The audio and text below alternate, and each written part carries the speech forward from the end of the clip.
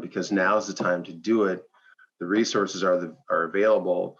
And if anything 2020 has shown us is that the need is there. And you can look at the bike as not just a tool for fitness or recreation, but you can look at the bike as a tool for building community, providing that social and emotional support and strength and outlet, exploration, transportation, all those things. And now's the time to do it. So hello, everyone. I am here today with Ed Ewing, and really looking forward to talking to you about biking and just the series on Because Bikes, learning how you got involved in riding and where you are now. So if you can just give us a brief introduction to who you are, that would be awesome. Sure. Thank you for this opportunity. My name is Ed Ewing. I'm the executive director of BikeWorks. BikeWorks is a bicycle nonprofit based here in Seattle, Washington, and Columbia City. And in June, we are going to be celebrating our 25th year anniversary. Yeah. Wow. That's exciting. Congratulations. Well, we'll definitely come into that a little bit more further down in the conversation. I'd like to start with finding out, how did you get involved in cycling? Well, that's a deep question. It runs pretty deep with me. It started as a child, and I remember the first day or the day my dad taught me how to ride a bike. My parents were very hardworking individuals. Grew up in South Minneapolis, which was, I'd say, 98% Black at that time, 98% African American, and my parents worked very hard, sometimes two jobs, to put my brother and I through private school. And so I paint that picture because it's so vivid for me.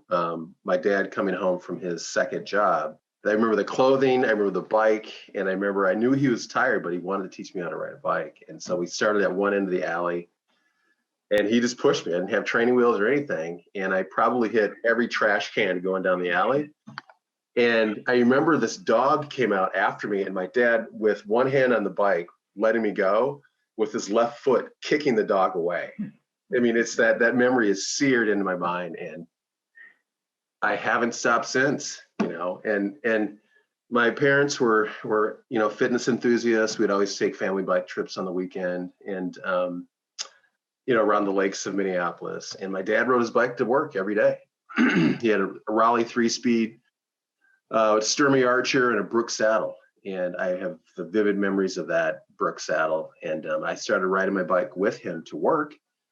Then I started riding it to school and to football practice. And for me, it really, when my brother went away to ROTC and to college and to the Navy, we're very close. And so him being gone, the bike really filled that space for me where I could go out and explore and just kind of develop my sense of self, develop my confidence. And, I saw these guys rolling around Minneapolis in the 80s, the 70s and 80s with wool shorts on and shaved legs. And I'm like, and I was keeping up with them, and I had tube socks on and jean shorts and a Raleigh Grand Prix, and I was keeping up with them. And I had a family friend by the name of Louis Moore who started Major Taylor Minneapolis, or Major Taylor Minnesota. And he said, let's go out on a training ride. And he was with me in my first bike race that I entered, along with a good friend of mine, Regan Fulton, and Anthony Taylor. And I remember the pain of that first race, and I haven't stopped since. Yeah, and really another catalyst for me was seeing Nelson Vales win the 84 silver, because seeing that representation, seeing somebody that looked like me doing that at that level really was like, okay, now it's possible. And so that was really the catalyst for me in 84. And I've been racing ever since, not as much, but in my career of sales and marketing and now a nonprofit, I've always had the bike with me. I travel with my bike through Montana, through Spokane. To have the opportunity to get into the bike nonprofit world, I transitioned and started working with an organization called Cycle University, which is a coaching business here in Seattle, a very successful business.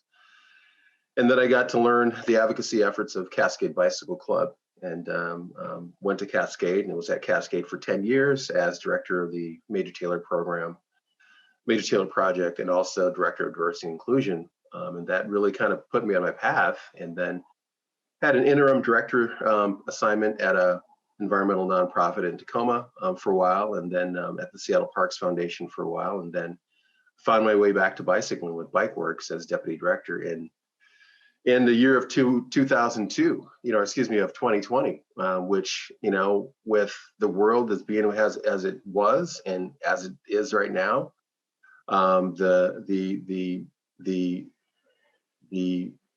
nation awakening to the racial struggle that has been there for 400 or 500 years, and bikes being deemed a safe social distance activity, and bike shops being deemed as essential business. It was this perfect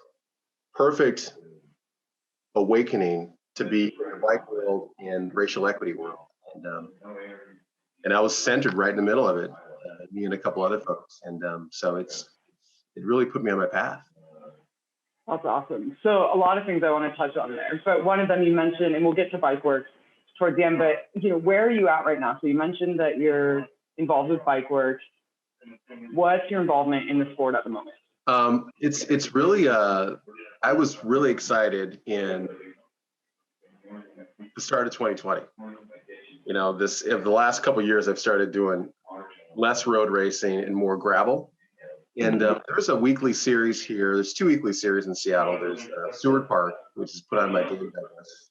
That's been, it's almost 30 years. I imagine 30 years. Thursday nights, and then Tuesday nights, there is a series at Pacific Raceways down in Auburn. And so, it's really nice on Tuesdays to drive down to Auburn and jump in the Masters field, and you'd have 70 to 80 people that are your age, Masters, that have the same amount of gray hair as you do. And, we're just like a really good workout, the competition and the friendship, and everybody's got to go to work the next day. So, no one's racing stupidly, and, in the parking lot, you sit and you talk about life and families and work, and a really nice social outlet. But the gravel thing, bought a gravel bike in 2018 and just been with it. And so I was really excited after the 2019 season of doing a lot of gravel, some light racing, some cyclocross, just training for when Nationals was coming out here. And I didn't do Nationals, but was there at the event and signed up for a bunch of 5-day gravel rides here and in Oregon for 2020. And then when everything was canceled, the bottom of my enthusiasm fell out. So I'm looking forward to 2021, what can happen. So it's more social recreational riding now. Awesome.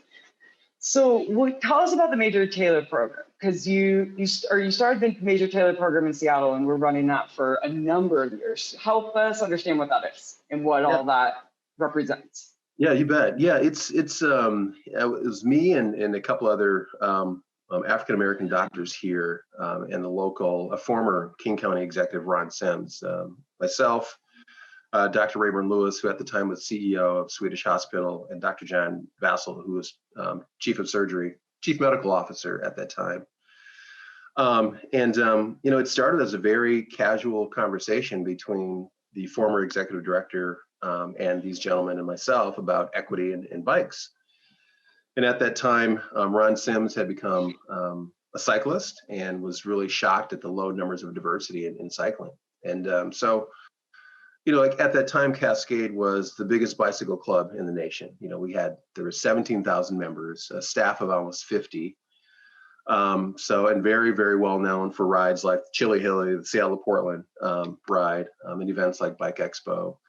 And so Ron's thinking was, if any organization can change the landscape and the social landscape of biking in Seattle in the Northwest, partner with Cascade. And so they reached out to me and said, would you like to create this initiative? And prior to that, I had been thinking about something like this because every time I would see another cyclist, African American or Filipino cyclist or Pacific Islander cyclist here in Seattle, we would always stop and say, "Wow, I didn't know you were out here." And I met the owner of Ezel's Chicken. I'm sure you've heard of Ezel's. Louis Yep. Rutt. Met him 32 years ago, just like that. I had just moved to Seattle, and we were riding down Lake Washington Boulevard the opposite ways, and we stopped, and it's like, I didn't know you were out here, and we've been friends ever since. And so I'd been thinking about creating just a basic email list where all of these diverse cyclists could just stay in contact with one another. I had learned about Major Taylor probably a year before that, and I was like, boy, this would be really cool to name it after him. Ron Sims was thinking about the same thing. So I was like, well, why don't we call it the Major Taylor Project? It's named a project intentionally because it's not a program. I never wanted it positioned as a program, and Cascade offered a lot of youth programming in schools and out of schools. I wanted this to be an initiative because it needed that gravity of being an initiative to really be effective at what it was trying to do. Also, it's named a project because it enables a lot of other organizations, a lot of other like-minded organizations to plug in. So organizations like Group Health Cooperative at the time, now Kaiser, REI, Redline, a lot of those organizations, it allows them to plug in and to see themselves and help them realize their own racial equity goals and to learn and be educated as well and to make connections. So we kept it as a project. We started out with 2 schools, one in White Center, Evergreen, and one in SeaTac. At the time was named Global Connections. And we started out with a very basic curriculum, of just basic bike maintenance, basic riding, rules of the road, how the bike operates. And we started out with 15 bikes per school. And my goal was, I just want 30 kids involved. And as long as kids are involved, it's gonna be successful. And so we started out with 2 schools. When I left in 2016, it was up to 18 schools. Over year to date, it's reached over 6,000 students in Seattle and Tacoma. Probably over 800 of those students have completed the 2-day and 1-day Seattle to Portland ride. And Seattle to Portland was just gravy. I mean, that's the year-round curriculum came to be that was the foundation, but STP became gravy. And it was really cool to see, at any given time, 50 to 75 students raise their hand to the challenge of riding 200 miles in a weekend. And so my goal was to make sure that they were not only physically fit, but also they had the mental awareness, the social and emotional fitness as well, that they're going into a virtually all white space and what that feels like. And so the instructors, we were very, very intentional about talking about racial equity, talking about how that might feel, listening to the students and how they might feel. And at a very bare minimum, and this is based on personal experience, is to make sure that they're confident and competent with their ability on the bike, because that's the equalizer.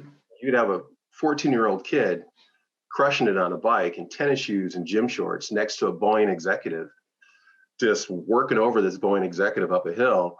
And then at the top of the hill, then these 2 individuals, they rest and they talk, they wait for their other, and they're like, well, what do you do? What do you do? It's like, wow, you're pretty strong. And then that's when you have the connection. And who knows, that kid might want to be an engineer. Well, now you have a connection at Boeing in the industry. And it's the same thing it's really my experience. And, but, now, again, with the social climate of 2020 and now in 2021, Major Taylor once again is perfectly placed, to thrive in the community. Absolutely. What a cool project. And so that leads you to where you are now, which is working for Bikeworks, which is an incredible organization. Can you kind of explain what Bikeworks is, what you do, what your mission and vision are, and how you achieve that?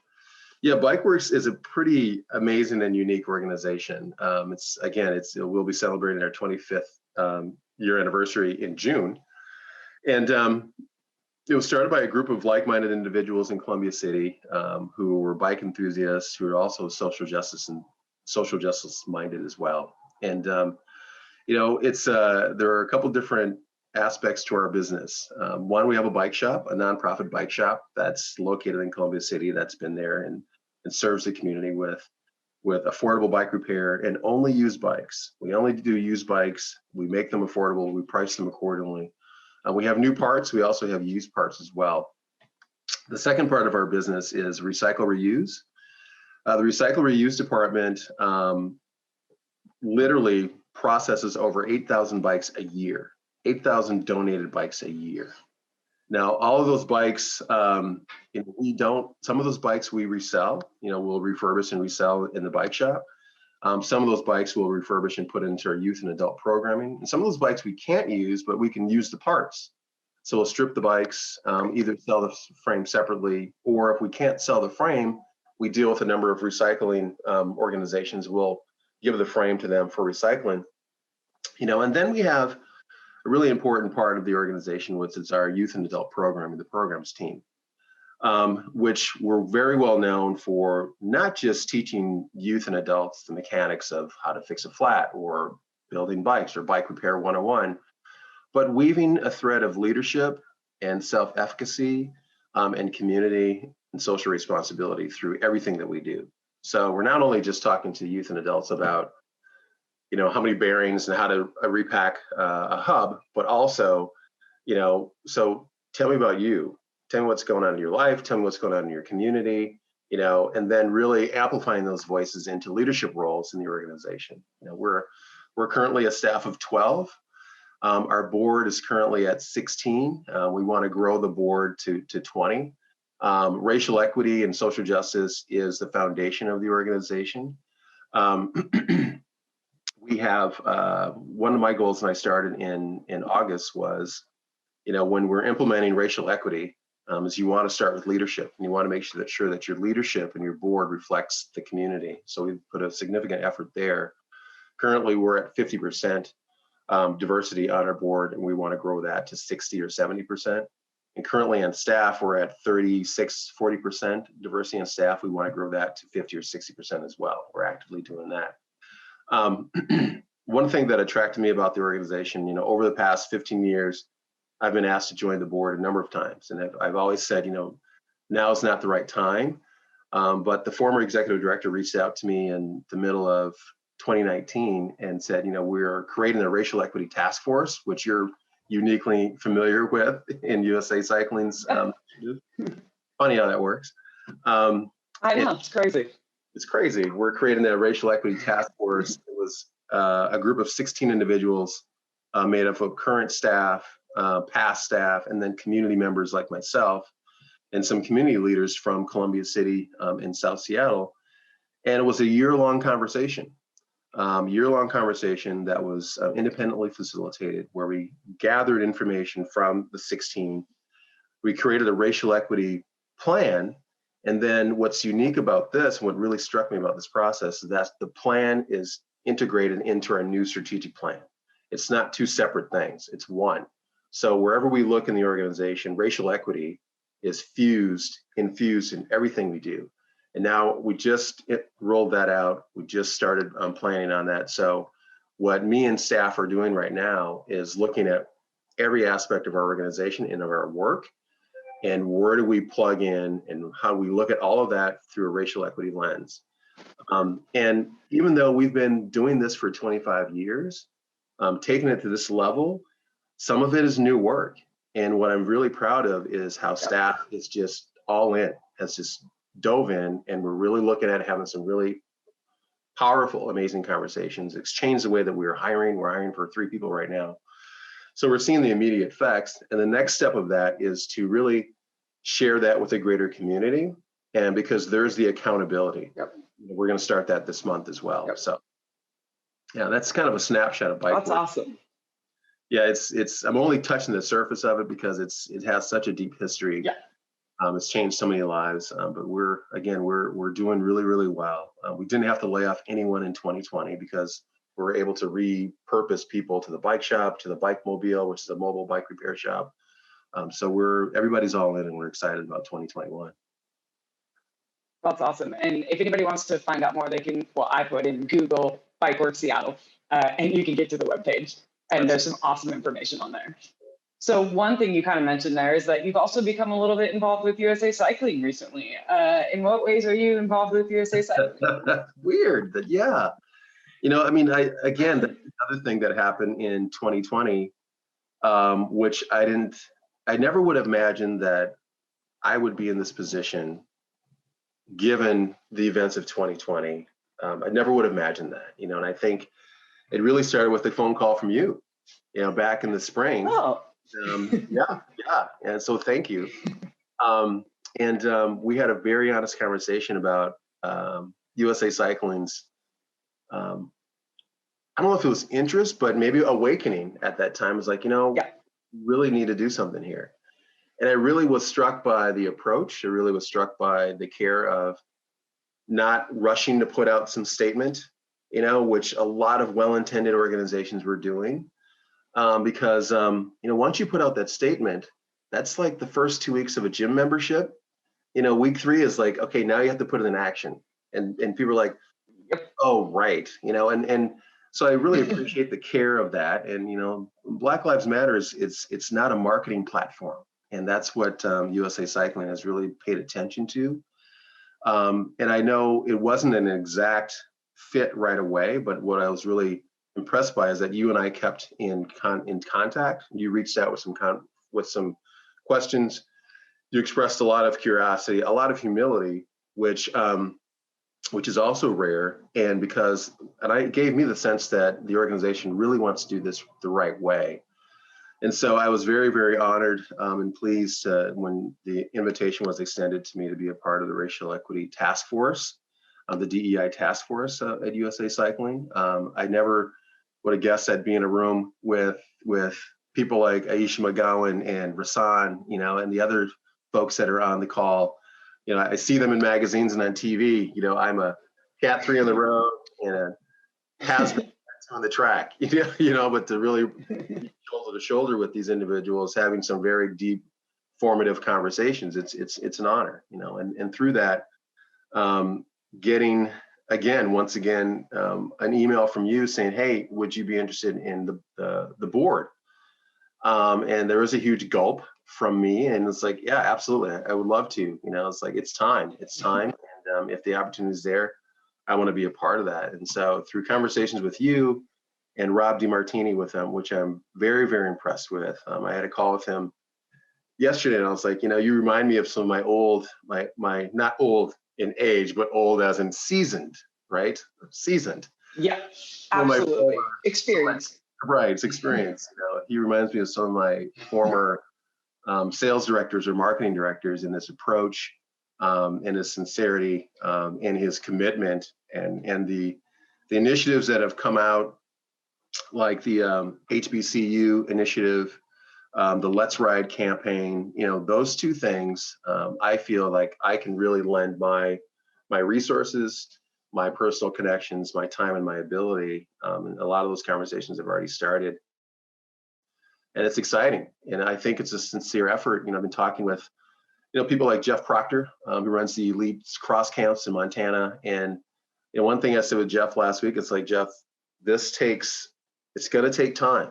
It's going to take time. And I think I had the same conversations with you and with Rob and some of the other folks in the task force. Like, this is going to take time because it's just now, front and center for the organization. So it's going to take time to really build that sustainable change, and not just, again, be a marketing statement and a lot of pictures of people, a lot of conversations. This is actual work.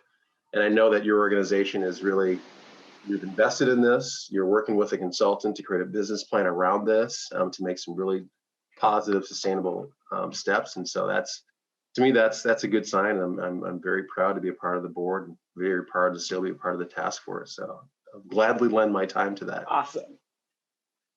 We are lucky to have you. And if I do recall correctly, I'm pretty sure it was more of a, I hope you're interested in being on the board, because I already put your name forward as interested.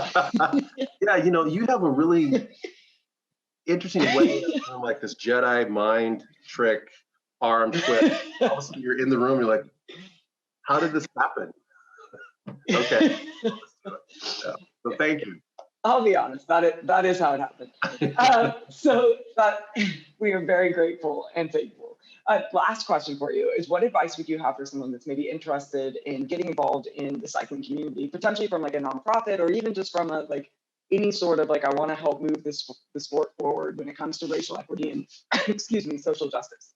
I'd say now is the time to do it. If it's a local area, is find either a club, or a cycling club that's focused on racial equity, and then find an organization. And if there isn't an organization, make your own 501c3, or make your own organization, because now is the time to do it. The resources are available. And if anything 2020 has shown us is that the need is there. And you can look at the bike as not just a tool for fitness or recreation, but you can look at the bike as a tool for building community, providing that social and emotional support and strength and outlet, exploration, transportation, all those things. And now's the time to do it. And make sure that the efforts are sustainable. Again, there's a lot of energy around race and around bikes right now, but to make sure that your efforts are sustainable, and find somebody in the industry and ask them how they did it, what they're doing, what they're working on, if they possibly need some help.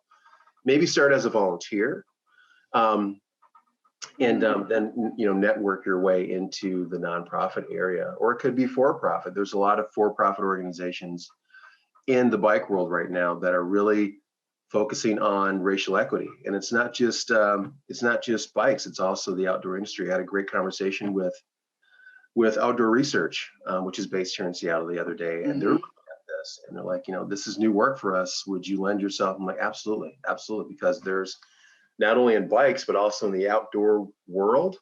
There's organizations like Outdoor Afro, Outdoor Asian, Outdoor Latino that are really exploding right now, and so. It's not just the bike world, it's also the outdoor industry that's awakening to this. So there's many different avenues in for-profit and also nonprofit that you can go into.